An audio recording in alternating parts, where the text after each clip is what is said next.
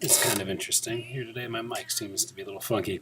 Anyhow, you guys, welcome to episode 100 and... Goodness, what are we at? 121. Episode 121 of Six Figure Live. My name's Ben Hartley with Style and Story Creative Six Figure Photography. And we're going to jump right in. I don't have a ton of time today because I'm going to be doing some mentoring here in just a hot second. But I wanted to get a chance to hop in and take a look at some of these Fuji files I've been talking a little bit about with you guys. So come on in, check these out. For those of you who don't know, I've just gone ahead and I've made the switch over to Fuji. In the last video, towards the end of it, I explain why. Peter, nice shirt, bro. Dude, I am totally mysticked out, by the way. So Mystic Conference, Mystic Seminars is incredible. And I am currently rocking my Mystic hat and my Mystic shirt. It was one of the best, it's one of the best conferences that you guys can attend. I really believe in it. So anyhow, I am intentionally mysticked out here. It's funny, I went out to lunch and it was noticed. The guy who I ordered the food from, like, looked at me and he's like, "You're like really all in on whatever that is, huh?" And I was like, "Yes, I am." Let's see who's in here. Peter, awesome. Michael, sweet man. Chaylin Brown's watching. You guys, if this is your first time joining, thanks for showing up. The entire purpose of Six Figure Live is just to show you what we're doing, how we're winning, the things that we're doing to keep moving the needle forward, the things, the mistakes that we're making too. The other main thing is, look, I get to show up every single day at Style and Story Creative here in Columbus, Ohio, and I get to hang out with these two really freaking awesome other photographers, and we get to build into each other and challenge each other and goof off and bounce ideas off one another. And even as I'm editing these new Fuji files and we're talking about making this transition, we get to do it together. We don't have to wait till we go to a meetup on Tuesdays, and we don't have to wait till we go to a conference once a year. We get to do it on the daily. And I understand the great benefit that that gives us. And so I want to help be a resource for you guys, a sounding block, someone just to tune into every day and to find some semblance of inspiration and motivation to keep showing up and to keep doing what you guys do. And so please, I would love to be that for you. That's the entire purpose. So anyhow, Chaylin Brown's in the house. Chaylin's one of our second shooters. She's incredible. She's watching. Okay, you guys, so here's the deal. I got to keep this brief. Watch yesterday's video. Towards the end of it, somebody asked me why I switched from Canon to Fuji, and it's not about the gear, to be honest. It's really not about the gear. There's a far greater answer for why I made that transition, and yeah, I think it's important to make sure that you can still do your job, not just well, but exceptional as a professional, right? I still want to be making exceptional work. And so it's still valid to at least acknowledge, can this camera hold up in a professional setting? And when I say hold up, I'm going to be talking about this in a couple terms. One is autofocus, is actually going to hit autofocus. Sharpness, the IQ of your lens, the sharpness of the lens, depth of field, all that stuff, sure, we can talk about it. But as well, your color and your ISO. So anyhow, let's take a look at what we got. We're going to jump right in and check these out. Feel free to ask questions as I do. You guys, here's the deal. Before I jump in and I start looking at these images, we're not going to be looking at all the shots. This is a wedding that I actually have to keep incognito. I can't show you the bride and the groom, actually. I'm not allowed to show you the couple. And so as I was choosing these pictures to show you guys, unfortunately I had to go and I was like, shit, I need to find some files that don't actually show the identity of the bride and groom, at least for now. And so these are not the best of the best images, but these are images that I'm able to show you guys to take a look at behind the scenes of what these files are doing. So here we go. What'd you say? Peter's on X2, he enjoys it. Michael says, because Canon is too mainstream, bruh. That's awesome. Michael, you're so close, but you're so far. I know you're just pulling my chain. I get it. Okay, let's jump in. Let's look at these. Let's see here. All right. Okay, cool. So this, you guys, is straight out of camera. I'm showing you this to start because there's a couple things I wanted to test with this. They were praying over the groom before he walked down the aisle. So this was shot at 5,000 ISO.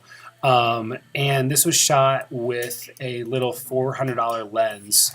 which is pretty awesome. The autofocus on this thing was so spot on throughout the entire day. I had no complaints. But at 5000 ISO, the thing that I love, this is what I ended up doing with it. I went black and white with it. I love how it pulls you in. But as I zoom in here to 100%, at 5000 ISO, you get grain. You don't get noise. And I want you to actually see that. Even if I go back here, that I can pull these shadows up and I could crank it. I mean, look, I can just keep pulling this up. Check this out. I'm continuing to pull the exposure up and look at what's happening. I still don't have noise. I don't have banding. I don't have color noise. I know this is black and white image, but I'll show it to you in color. You don't get the color noise that Canon is known for. You just get this actually quite pleasing texture, and it gives character to these images that I really, really actually enjoy. So obviously I'm not going to leave the image like this. But Tony, is you hope to not use strobes with the system? I know what you mean, Tony. No, we're still going to use some. We're still going to use some lighting. Look, I still value light. So no, we're still going to use lighting even with the Fujis. It's okay. But anyhow, I just think that's incredible at ISO 5000. So let me hop through a couple more of these here and see. Okay, cool. Another thing that I love about it is another shot that we took. This is ISO 640, so nothing crazy in the ISO. But I loved the tilt screen aspect. So I did this shot. I was standing on a chair holding the camera with one hand, reaching out, and I was able to bend the screen out and fold it so I could get really close to this log here to kind of create this nice leading line. But it was just something that, again, when you're forced to look through the viewfinder or just shoot blank, like shoot blind on an SLR, I love that I was able to frame this up in like a really pleasing way. Again, from a color standpoint, I love the color, I love the depth, I love like the contrast that I'm getting with this. Super excited about that. Let's keep moving. So there's a little shot of my girl here. So this is ISO 6400. Okay, 6400. This is straight out of camera here to start. This is what I ended up doing from an editing standpoint. Just gave it some punch. But again, let's keep this image color for you guys. We're going to keep it color. And now I'm going to go ahead and I'm just going to start to pull up the shadows here. And as I do, you're going to notice like up here we start to get some temperature stuff because we're actually getting blue light in there. Let's keep going here. I actually additionally have exposure up being pulled across there. I'm going to delete that. And let me just keep pulling up the shadows. Let's pull up the blacks. Let's pull up the exposure globally. You guys, as I'm pulling up this exposure, again, this is ISO 6400. I'm up a full stop on shadows, almost half a stop on exposure. And again, what we're getting down here, it's still maintaining detail. That's the thing I want you guys to see, is the detail and the crispness is still happening, and you're not getting soft images. By the way, this is no noise reduction. Zero noise reduction yet. And I love the fact that I'm still getting this nice sharp detail here. Now, obviously, when we start going up here to the shadows, again, we're really pushing this image. But when we actually put it back to where is realistic here, let me go ahead and I think what I end up doing. I think this is where, yeah. So this is the deliverable image that I'm going to do. But, I mean, at ISO 6400, I love the crispness that I'm getting. Anyhow, I also love, again, the fact that I can use the tilt screen and just, like, flip it out. What's the file size, Tony? File size is 50 megs a file. Before converting to DNG, once you convert to DNG, they drop to about 32 or so. And so, yeah, exactly. Renee, the flip out screen, it's so awesome. And I wish I could show you some of the other shots that I did with the flip out screen. But unfortunately, they show the couple, and so I can't feature them for you guys just yet. So this is a shot here. Here's before. I didn't do too much. And then after, I just like punched in the saturation of these blues and everything. But again, it's so crisp. It's so clean. So this is at 100% crop. This was shot at f2 with like a $400 lens, and just how awesome. I mean, let's keep messing with it. Let's pull up the exposure. Let's pull up the shadows. Let's get in there. And again, we're just not going to see the noise, the color noise that I would be used to seeing had this been a Canon thing, right? A Canon glass. But again, go back because it's not all about that. Watch the video yesterday. Towards the end of it, the last probably 5-minute rant that I did yesterday explains why I made the switch. Okay, cool. Let me go back to saving this image. Peter, have I messed with the film simulations? Yes, Peter, I have. So let me show you here. What I do here when I start messing with the files, let's see. We'll keep it here. Okay. Peter, so here, let me show you what Peter's referring to. So let's go ahead and I'm going to completely reset this. This was shot at ISO 5000. This is straight out of camera. And so what Peter's asking about is the film simulations. If you go down to camera calibration, right now the profile is Adobe standard. I could bake this into the JPEGs as I shoot, or I could apply it to the RAW. And so like my favorite profile, which is actually very similar to the Lightroom Paint Kit for the Canon system, is this ProNag High. And so I go ahead and I start and I apply it to it. And it's going to immediately apply a film simulating kind of a preset look to it. It's going to give it some punch, but it's not affecting anything within your color, your basic manager, any of these settings. It's not actually affecting it. And so now at this point, I can go in and work with this file here and dial it up to what I would like it to be, give it even a little bit more contrast. Something that I really like doing is doing some selective stuff here where I get to just create a nice little spotlight on them, obviously not like that, and just start to pull up the highlights on it and some of the clarity there, but just put it right on the subject. And because I don't have to worry about my shadows, I mean, it's just a really great way to mess with this. So anyhow, here we go, ISO 5000.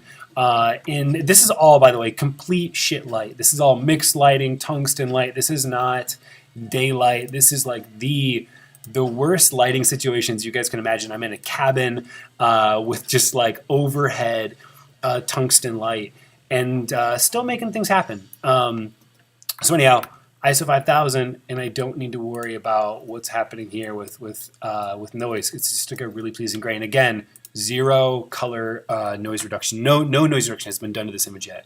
Mikkel says this: how much value did you find carrying around a smaller camera? Was it awkward at first? How much value did you find carrying around a smaller camera? Was it awkward at first? Most definitely a pro. Question mark. I think I get what you're saying, Mikkel. Maybe you can rephrase that, Mikkel. Are you asking about, like, did I feel awkward as a professional photographer on the day with a small camera?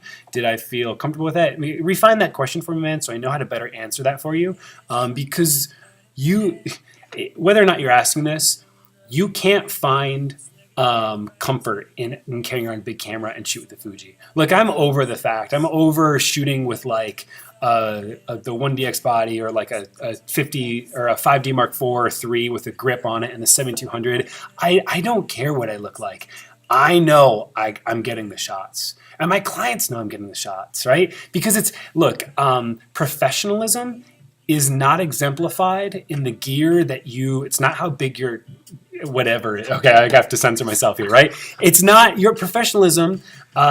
It's not in your gear. Your professionalism is in two things. One is your professionalism is in the way that you carry yourself, right? It's in the way that you actually carry yourself in front of the client and the confidence that you show. And then the second thing is it's all in your head, brah, right? It's all in your head. You're thinking to yourself, man, I gotta look like a badass in order for people to buy into me. No, you don't, right? But you have to carry yourself like one. You have to carry yourself like a badass motherfucker on a day and then get the damn shot, right? And the other thing I love about it too is I turn off my back screen. A lot of times I don't even roll around with my screen on. I shoot what I see in the camera because the exposure is exactly what you get, right? So I don't even need to look at the back of my camera anymore. I'm not chimping anymore, at least not nearly as much. But again, I think I get it. I've been there. When I started, I needed that gear. I needed that feeling like hey, look, I'm the photographer. Listen to me. I needed that. I just don't need it anymore. I'm very much over kind of that stage. And I understand if you're not yet. I get it. It was a journey that I had to go through, but there's something that I find really pleasing about having a small little system and a couple lenses in my pocket, and the ability to be very unassuming and to photograph things that I wouldn't normally have been able to photograph with. I mean, honestly, even I photograph at least half the time on completely silent shutter. People didn't even know I was taking pictures. Sometimes I would even just shoot from the hip with the screen tilted up, and people didn't know I was taking pictures. So anyhow, Michael, mostly about ergonomics. I'm very familiar with walking around with the 6D and seeing guests whip out their Mark IV. Yeah, look, Michael, ergonomically, you're right. It's not for everyone, and it takes some getting used to. It is not an SLR. Man, it's not an SLR. It is hard to shoot with at times. There's some things that you're going to have to adjust to. But when you do, it's just because, look, I've taken literally, Mikkel, I've taken over 1 million frames across my two 5D Mark IIIs, right?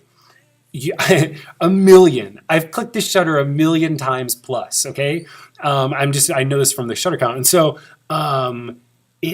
my brain has been ingrained to look for certain things, and it's just relearning it, right? I'm just retraining myself. That's why I didn't go 50-50. Some people have transitioned. They start with the 5D and an XT1 or the Nikon and an XT2 or whatever, and I can't do that because I need my brain to completely switch gears and to go all in on a system. So biggest problem I've experienced going mirrorless was the camera being so small it actually hurt after a while.